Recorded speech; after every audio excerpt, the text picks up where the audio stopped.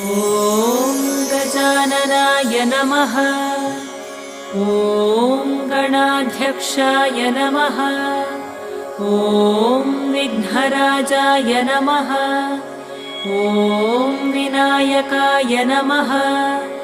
ॐ द्वैमातुराय नमः।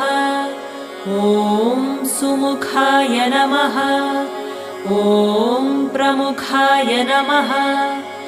ॐ सन्मुखाय नमः। ॐ कृतिने नमः। ॐ ज्ञानदीपाय नमः। ॐ सुखनिधये नमः। ॐ सुराध्यक्षाय नमः। ॐ सुरारिभिदे नमः।